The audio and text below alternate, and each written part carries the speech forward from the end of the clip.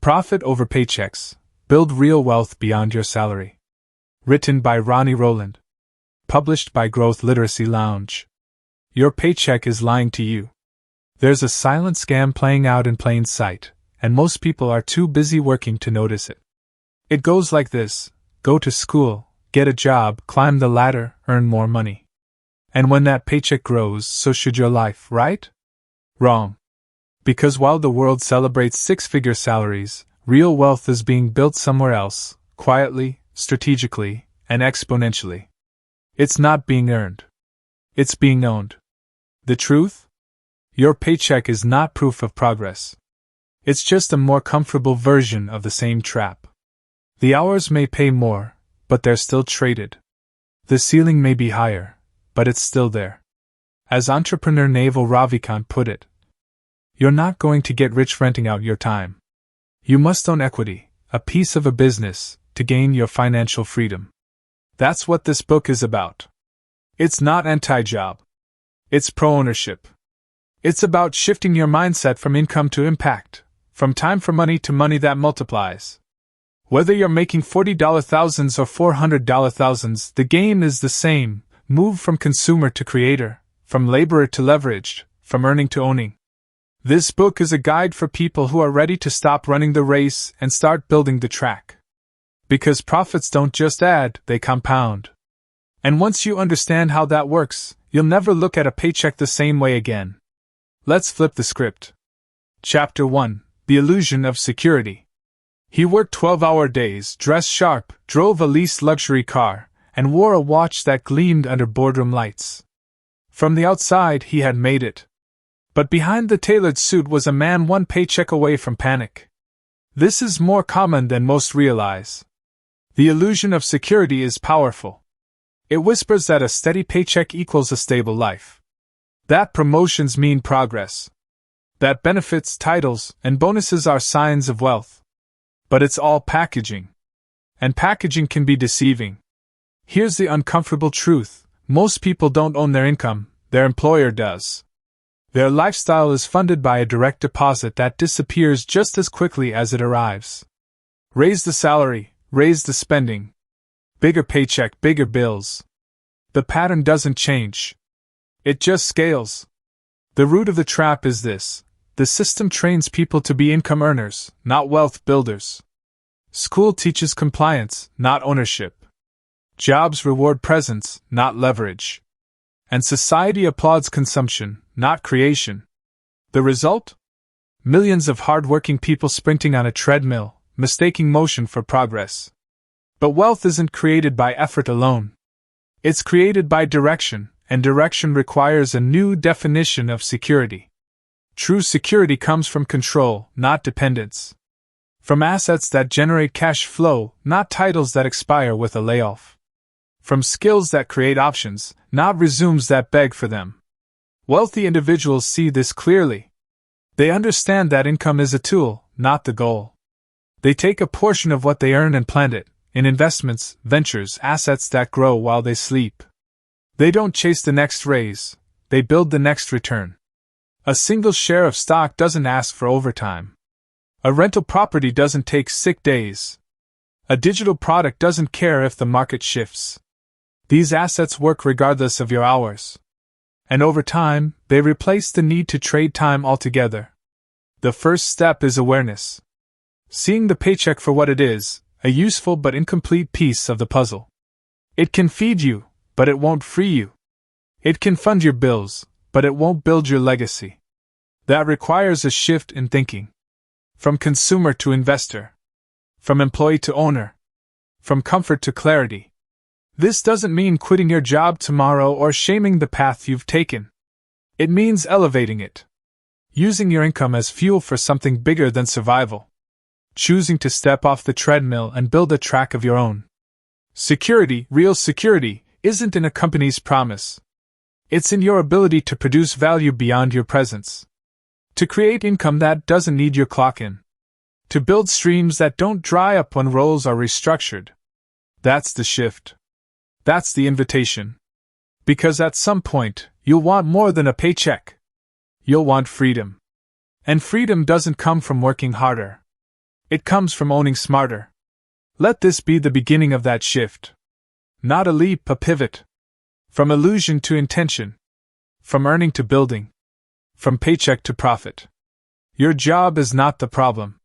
But if it's your only plan, it's a problem waiting to happen. Let's fix that. A paycheck creates comfort, not wealth. True security comes from ownership, not employment. Wealth builders use income to buy assets, not just pay expenses. Where in your life have you confused income with security? Review your last 3 months of income. How much went to assets that could grow without you? Chapter 2. Your salary is someone else's investment. Every paycheck you earn is the result of a value exchange. Time, energy, and skill, traded for money. But here's the part no one talks about. That same paycheck is calculated to create a return for someone else. Your salary is not a gift. It's an expense on a profit and loss statement. It exists because, somewhere up the chain, your work produces more money than it costs. The difference between what you're paid and what you generate. That's profit. And that profit belongs to someone else. This isn't a critique of capitalism. It's an invitation to understand how the system works so you can start playing a different role in it. Because the wealthy don't just earn salaries, they own the systems that generate them. Consider a coffee shop employee earning $18 an hour. Every drink sold covers costs and leaves a few dollars behind. Those few dollars, multiplied over thousands of transactions, don't go to the barista. They go to the owner. Why? Because the owner took the risk, built the system, and gets paid in profits, not paychecks. Now zoom out. This model exists everywhere, in corporations, franchises, startups, online platforms. Owners earn off leverage. Employees earn off labor. One is scalable. The other is limited. The more people you serve or the more systems you create, the more potential your wealth has to grow, even if your hours stay the same. But you don't need to start a company tomorrow to apply this. Ownership exists on a spectrum. A share of stock is ownership. So is a small stake in a business. So is building a digital course, renting out a spare room, or publishing a book that sells while you sleep. The key is to stop thinking like a laborer and start thinking like a stakeholder. This shift doesn't mean abandoning your job. It means transforming how you use it. Every paycheck is seed capital. Every skill you build is leverage. Every relationship you form is potential equity. When you stop seeing your salary as the finish line and start treating it as fuel, everything changes. The problem is that most people are trained to consume, not to create. When the money comes in, it's spent on liabilities, things that lose value the moment they're bought. But wealth builders play a different game. They buy assets first. They ask, "Will this purchase pay me back?" They build portfolios, not just wardrobes. Revenue streams, not just resumes. This mindset is the dividing line between financial stagnation and growth. One sees money as something to spend. The other sees it as something to multiply. You don't have to own an empire to start thinking like an investor. You just need to pause before the next dollar leaves your hands and ask, who does this benefit long term, me or someone else? Because every dollar you spend either funds someone else's wealth or plants the seed for your own. We're not taught to think this way. But once you see it, you can't unsee it. You begin to notice how many people are working tirelessly to build returns for someone else. And you begin to realize that you don't have to play that role forever. Start where you are. With what you have. 1% shifted into ownership is a victory. One small investment made consistently becomes a habit. And habits become identity. That identity? Owner. You've earned the paycheck. Now it's time to earn the return. Your salary exists to create profit for someone else. Ownership creates leverage. Labor alone doesn't scale. Use your paycheck as capital, not just income. How much of your income goes to create assets that pay you back? Set aside $25 this week. Invest it stock fund idea, but only into something that has the potential to grow. Chapter 3. The Time for Money Trap. Every job, no matter how prestigious, operates on a simple formula. You give hours, you receive dollars. The more hours you give, the more dollars you earn, until you hit a wall. That wall is time itself. Time is the most fixed asset in existence. 24 hours, no more, no less. When your income depends on your presence, you're locked into a model with a hard ceiling. It doesn't matter how talented, dedicated, or ambitious you are, there's only so much you can do, only so much you can charge, only so long you can keep up the pace. This is the time for money trap. It looks responsible. It feels productive. It rewards effort. But in reality, it's just a well-lit cage. The income might grow, but so do the expectations, the pressure, the hours, and often the exhaustion. Even high earners fall into this trap. A lawyer billing $500 an hour still trades time for money. If she stops working, the income stops. There's no leverage, only labor. And the moment life demands a pause, family, health, burnout, the entire machine stalls. Wealth is built on a different model. It's built on decoupling time from income. This doesn't mean doing nothing. It means building things that work even when you don't. A book that sells copies. A course that runs on autopilot. A property that collects rent. A dividend-paying stock. These are assets. They work while you sleep, travel, rest, or focus on something new. This doesn't mean passive income is easy. It takes work to build leverage. But the key difference is where that work leads. Time for money work resets every week. Leveraged work compounds. It builds a system that pays you repeatedly for work you did once. The front end is heavier, but the back end is free. Think of it like planting a tree. In the beginning, you dig, water, protect. It's effort heavy and fruitless. But with time, roots grow. Shade forms. Fruit appears. Eventually, it produces without constant input. That's the vision for wealth. Build the tree once, eat for a lifetime. The trap is subtle because it's socially accepted. People brag about how hard they work, how late they stay, how much they hustle. But hustle without ownership is just glorified exhaustion. Effort isn't the enemy, but when it's disconnected from equity, it becomes a loop, not a ladder. You weren't designed to trade your best years for someone else's margins. You were designed to build, create, and multiply. And the moment you step back and evaluate how you earn, you can start designing a better model. This isn't about quitting your job today. It's about asking better questions. What could I build that outlives the hour I spent on it? What skill do I have that can be packaged, sold, or scaled? What system can I create once that serves many? Start small.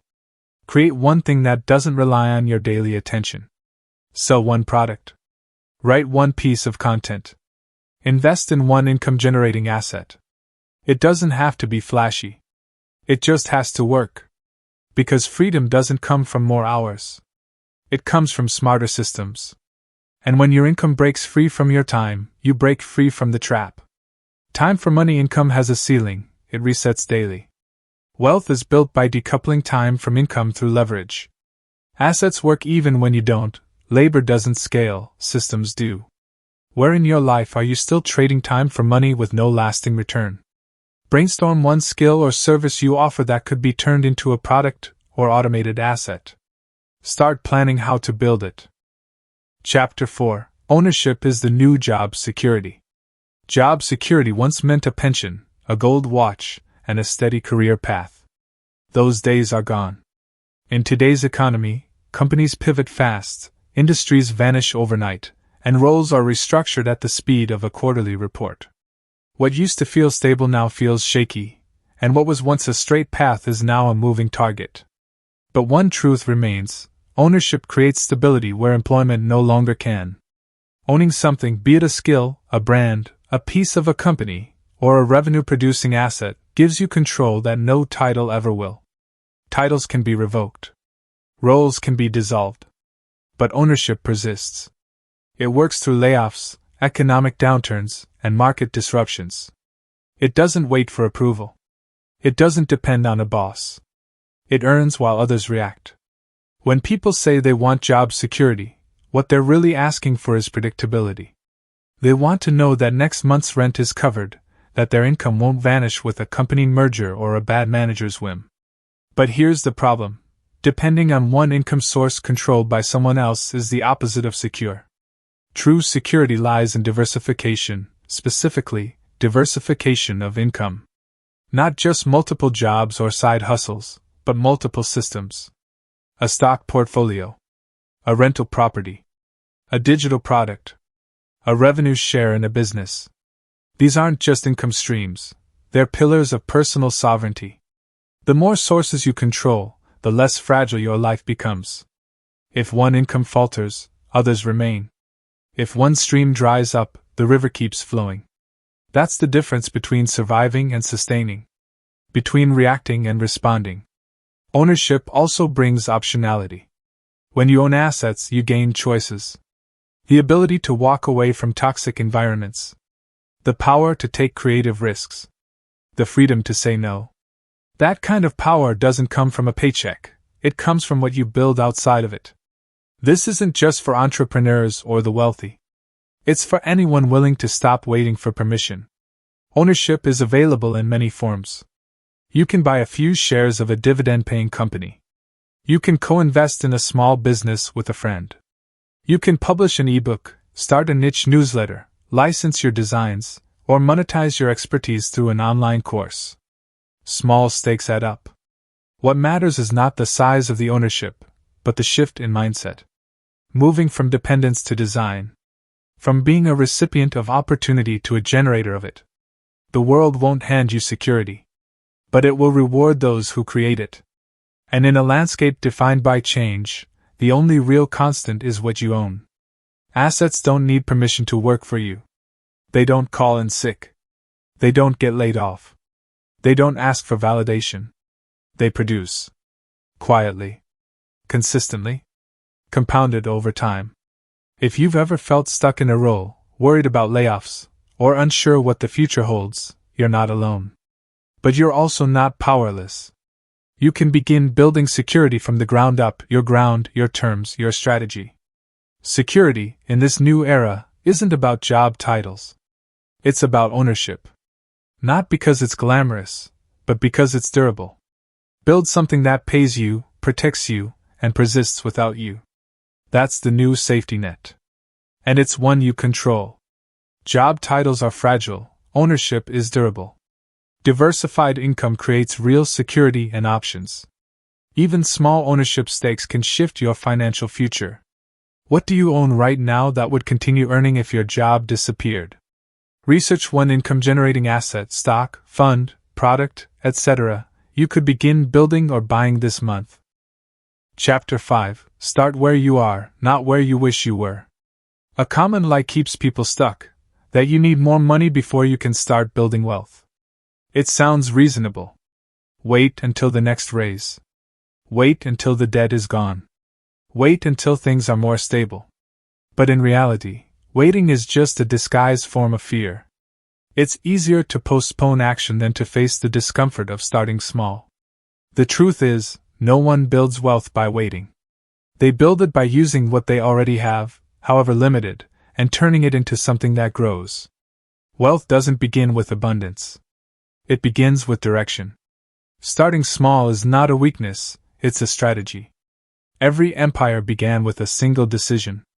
Every investor bought their first share. Every business owner made a first sale. The size of the step is irrelevant. What matters is the motion. Consider someone making $3,000 a month. 10% of that is $300. Applied consistently, that's $3,600 a year. If invested in a diversified index fund with modest annual returns, that sum starts to grow. Not instantly, not dramatically, but undeniably. Over time, that consistent habit outperforms sporadic bursts of larger action. Momentum builds trust. Not just in markets, but in yourself. Every decision to allocate instead of consume rewires your identity. You stop being a spender and start becoming a builder. That shift is more powerful than any short-term gain. Because once you see yourself as someone who grows money, you behave differently. Wealthy people don't wait for the perfect moment. They create imperfect movement. They understand that waiting for more income before investing is like waiting to be fit before going to the gym. It reverses the process. You don't earn your way into wealth. You allocate your way into it. The key is to shift from reactive to proactive. Instead of spending what's left after expenses, flip the formula. Save or invest first, then build your lifestyle around what remains. This isn't deprivation, it's design. You're choosing to prioritize future freedom over present comfort. Even small ownership creates a ripple effect. A single share connects you to the market. A tiny equity stake makes you think like a partner, not just a participant. A side hustle earning $50 a month teaches you more about business than any book. These small beginnings compound not just financially, but mentally. Excuses often disguise themselves as logic. I'll start when I understand more. I'll invest when the market is better. I'll launch when I have time. But these are symptoms of fear, not facts. You don't need to be fearless to begin. You need to be willing. Willing to look uninformed. Willing to feel uncomfortable. Willing to try, fail, adjust, and grow. No one arrives at wealth fully prepared. They become prepared through action. The path isn't clear from the start, it becomes visible through movement. Like headlights on a dark road, you only need to see a little ahead to keep driving. Start where you are. Not with shame. Not with comparison. With clarity. Clarity that today's small decision can echo for decades. That the money in your account, no matter how limited, has potential waiting to be directed. There will never be a perfect time. But there will always be now. And now is enough to begin. Waiting for more money delays wealth, starting small builds it. Consistent action outperforms delayed perfection. Identity shifts from spender to builder begin with simple, repeated steps. What is one financial habit you can begin today with your current income? Set up an automatic weekly transfer, even $10, to an investment or savings account. Build the habit before you build the amount. Chapter 6. The Power of Compounding, Time's Hidden Gift. Imagine a single snowflake rolling down a hill. At first, it's barely noticeable. But as it gathers more snow, it grows. With each turn, it builds momentum. What begins as insignificant becomes unstoppable. That's compounding. And in wealth building, it's not just a concept, it's the force that separates the rich from the rest. Compounding is simple in theory but profound in impact. It's the process of growth building on growth. A dollar earns interest, that interest earns more interest, and over time, the curve turns exponential. What seems slow at the start becomes dramatic later. It's not the size of the first investment that matters, it's the consistency and the time it's given to multiply. The challenge is that compounding doesn't look impressive at first. In fact, it often feels underwhelming. You invest a small amount and see pennies of return. It's easy to dismiss. But the early phase is deceptive. That's when most people give up. They interrupt the process before the magic begins. Wealth builders think differently. They understand that compounding rewards patience. They don't measure success by what it looks like after a month, but by what it becomes after a decade. They know the real payoff isn't in the first $1,000, it's in staying the course long enough for growth to become geometric. Consider this. If you invest $500 a month into a fund averaging a modest 7% annual return, in 10 years you'll have over $85,000. In 20 years, it grows to over $240,000. In 30 years, it exceeds $500,000. That's not from increasing effort. That's from compounding quietly doing its work. But compounding isn't just about money. It's about habits, skills, relationships, and decisions. Every smart choice builds on the one before it. Every book you read, every asset you acquire, every new skill you develop, they don't pay off in isolation. They stack. They connect. They multiply. The most dangerous financial belief is that quick wins matter more than consistent progress. Chasing windfalls leads to burnout and disappointment. But those who embrace the slow, steady accumulation of assets build a foundation that can't be shaken. Time is either your greatest ally or your most expensive liability.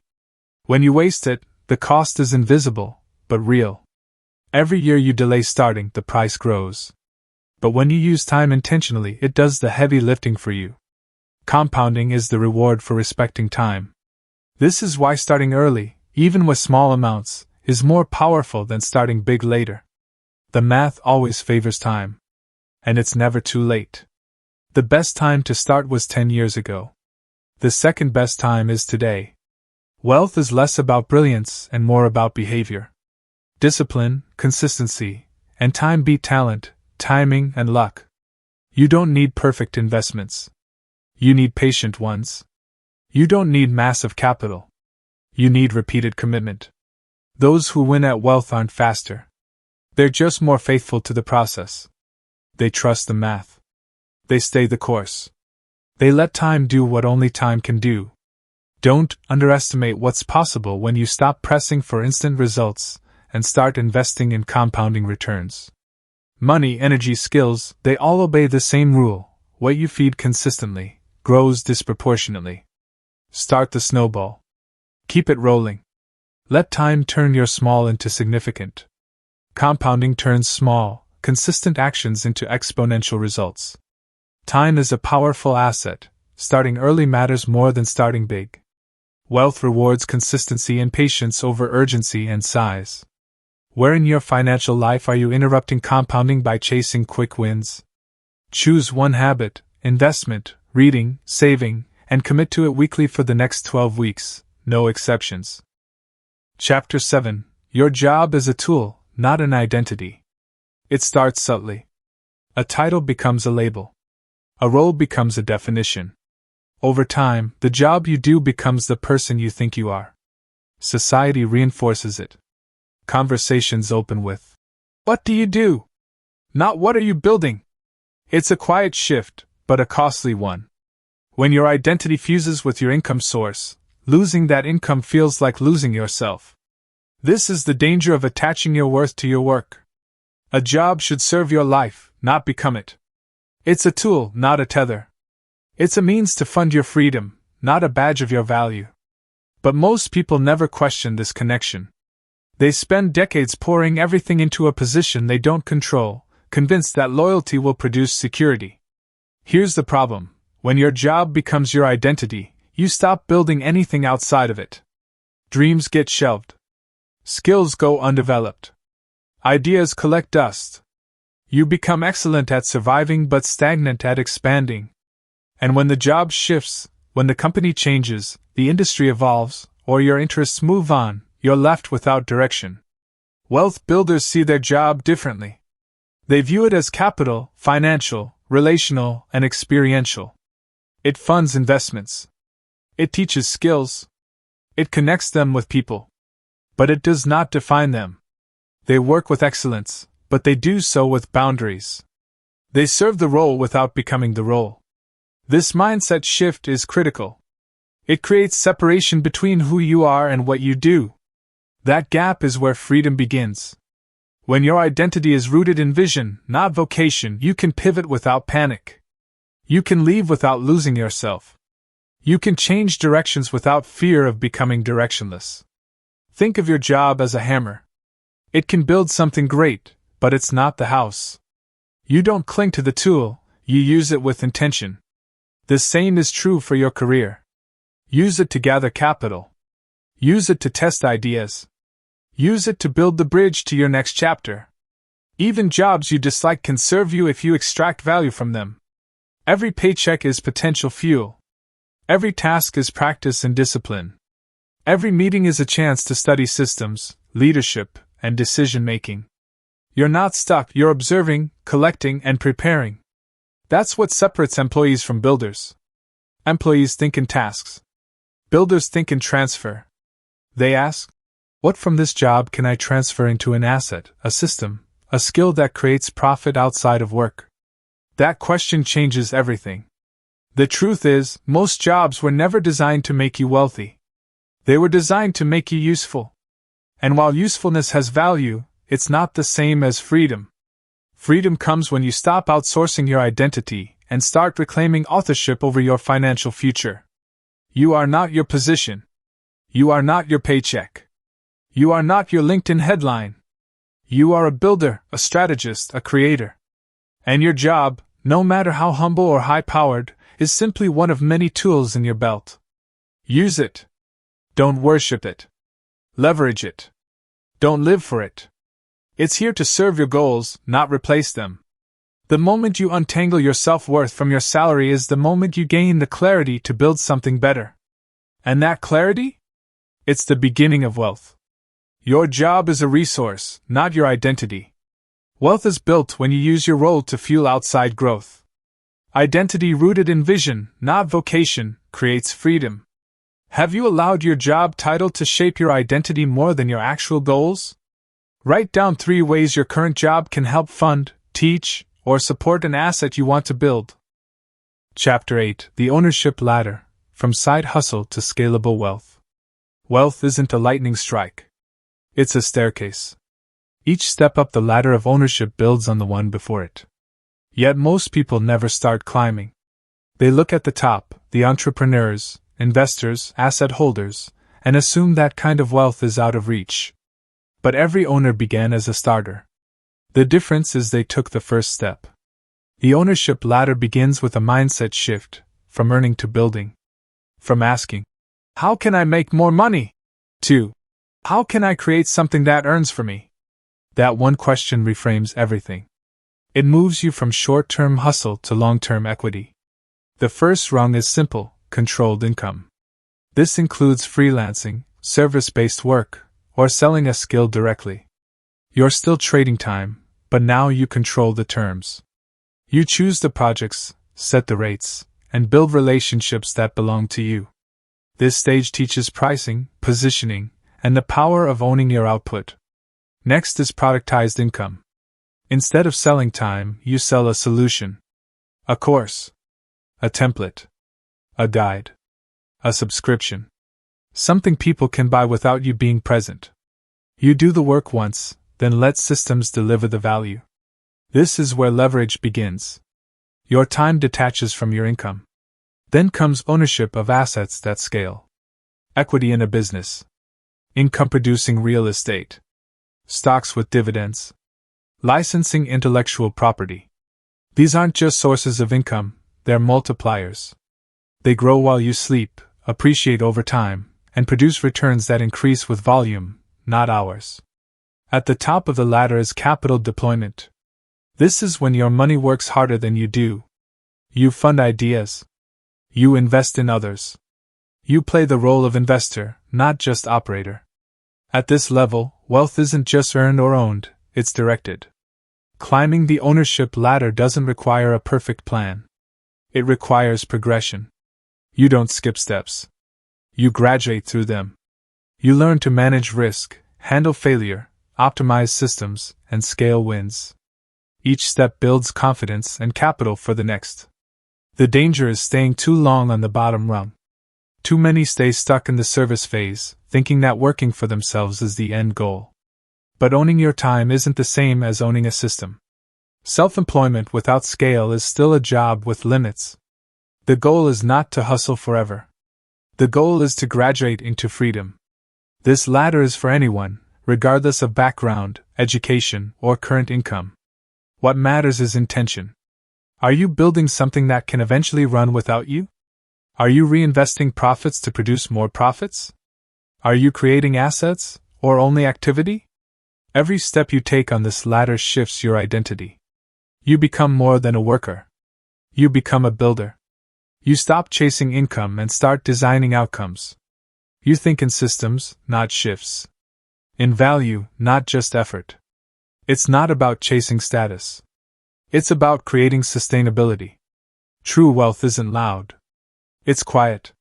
It shows up in the freedom to choose your day, to fund your future, to walk away when something no longer serves you. The ownership ladder doesn't promise instant success. But it offers a path. One built on direction, not dependence. On equity, not endless effort. The only question is this: are you willing to climb? Ownership grows in stages, from time for money to scalable assets. Each step builds the foundation for the next level of wealth. Freedom is earned by systems, not just self-employment. Where are you currently on the ownership ladder, and what's your next step? Identify one way to productize a skill or service you already offer. Outline how to take the first step this week. Chapter 9: Buying Time, the Real Currency of Wealth. Most people spend their lives trying to earn more money, but the wealthy focus on buying more time. They understand that time, not money, is the real measure of wealth. You can always make another dollar, but you can never make another hour. The truly rich don't just collect assets, they collect freedom. Buying time is not about laziness. It's about liberation. It's the ability to use your day with intention, not obligation. To choose what you do, not just react to what you must. That freedom doesn't arrive through higher salaries alone. It arrives when your income no longer depends on your effort. Consider someone making $250,000 a year with a calendar full of meetings, deadlines, and non-stop demands.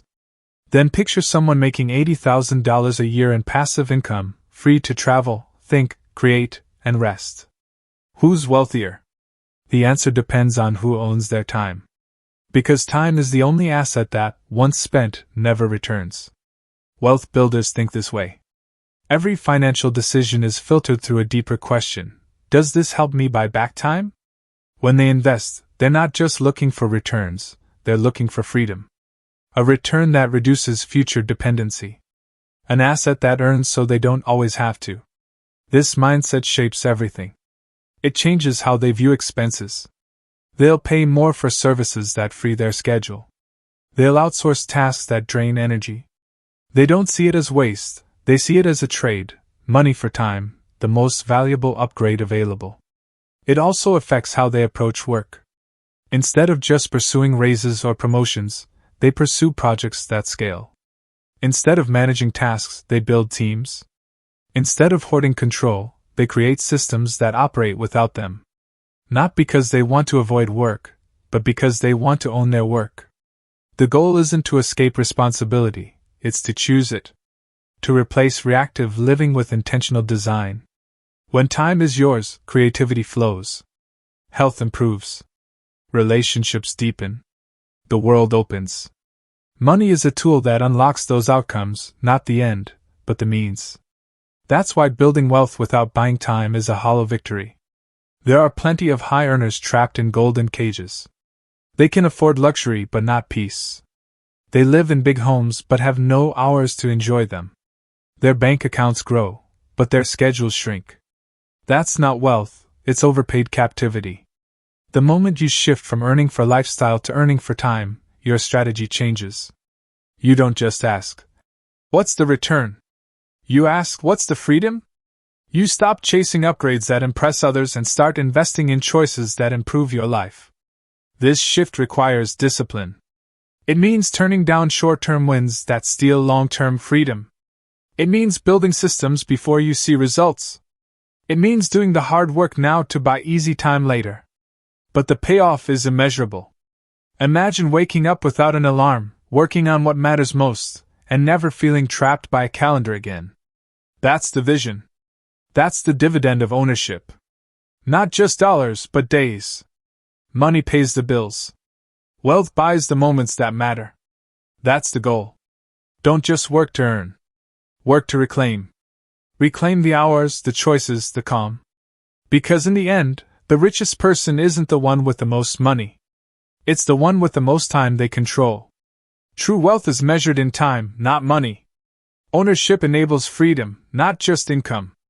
Buy back your time before upgrading your lifestyle.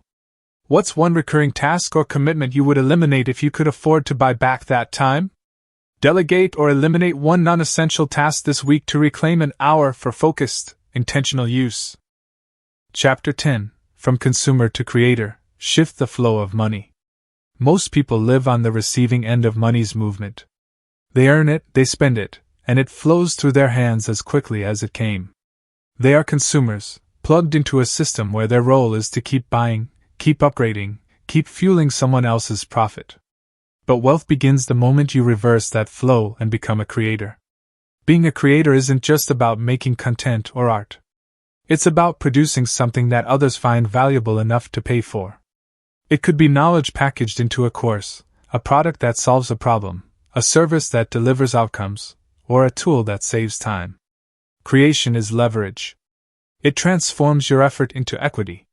The world is full of creators who don't look like traditional entrepreneurs. A teacher who licenses curriculum. A designer who builds digital templates. A mechanic who records repair tutorials. A parent who writes a guide for new families. These are creators. They saw a need and built something to meet it. Then they turned that solution into a stream. What separates them from consumers is mindset. Consumers ask, "What can I get for my money?" Creators ask, "What can I build that earns me more money?" Consumers accumulate liabilities, things that lose value. Creators accumulate assets, things that produce value. This shift doesn't require brilliance or a perfect idea. It requires listening. Listening to problems you've solved, questions people ask, and solutions that could be replicated.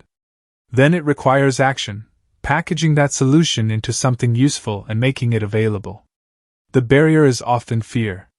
Fear of failure, rejection, imperfection. But creators move anyway. They understand that version 1 won't be perfect, but it will be progress. They don't wait to be experts, they begin with what they know. They let the market shape the message. They improve as they go. Creation compounds. One offer leads to another. One product teaches you how to build the next. One audience opens the door to collaboration, referrals, and scale. Soon, what began as a small idea becomes a portfolio of income streams. More importantly, creation builds confidence. When you create, you reclaim control. You stop relying solely on external systems for your income. You start becoming a source of income, for yourself and potentially others. That's power. Quiet power. Sustainable power. The market rewards those who solve problems. When you shift from being a consumer of value to a producer of value, you step into that reward system. You join the creators who shape their future, rather than react to it. This doesn't mean you stop consuming altogether. It means you consume with purpose. You study what works. You invest in learning. You observe trends not to follow them blindly, but to find gaps you can fill. Consumption becomes strategic. Intentional. Fuel for creation. You don't need 1 million followers or a massive platform. You need a solution someone cares about. Start small. Package your expertise. Offer your insight. Build once, deliver often. Let money come to you, not just pass through you. Every dollar you spend goes to someone else's creation. That's the game. The only way to win it is to join it. Stop only funding others' wealth. Start funding your own. You are already solving problems. You already have insight others need. The only thing left is to turn it into something that earns. Step out of the consumption loop. Step into the creator economy. And let the flow of money start working in your direction. Consumers spend, creators build, wealth flows to the builders. Creating value is the fastest path to earning leverage.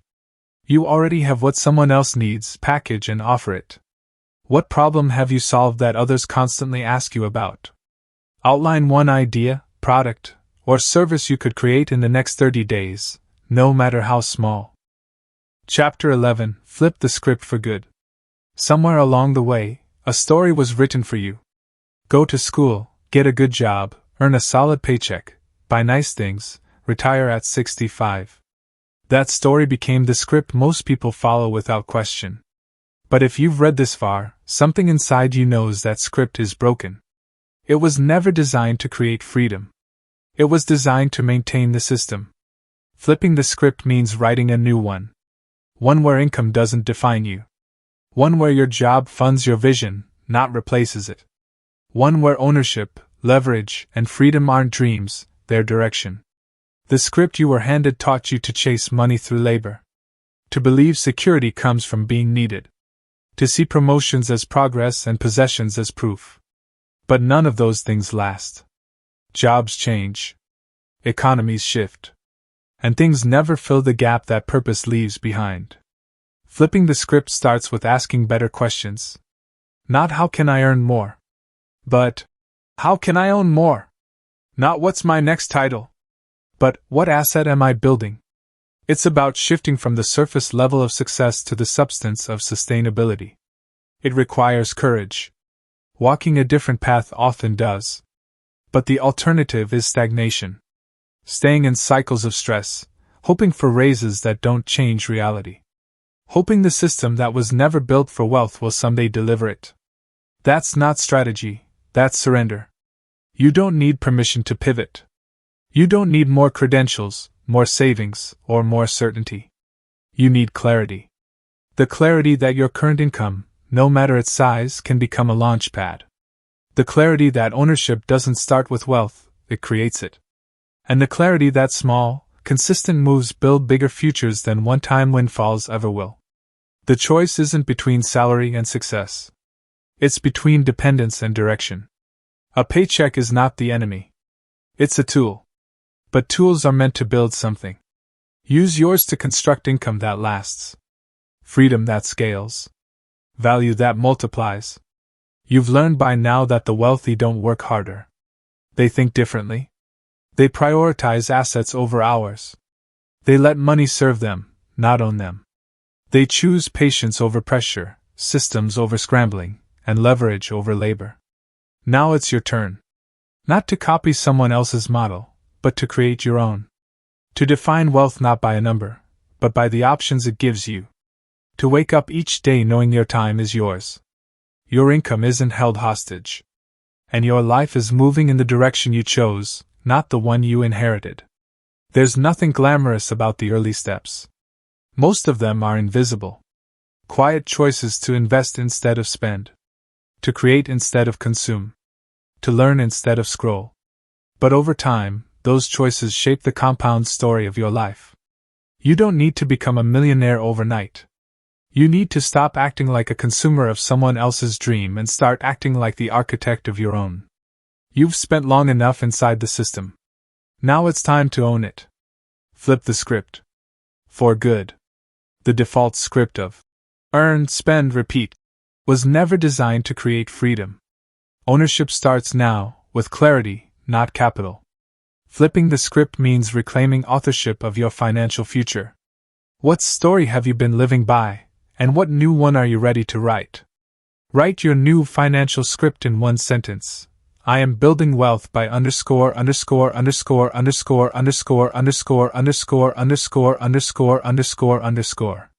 Keep it visible. Let it guide your next move. Take care and be well.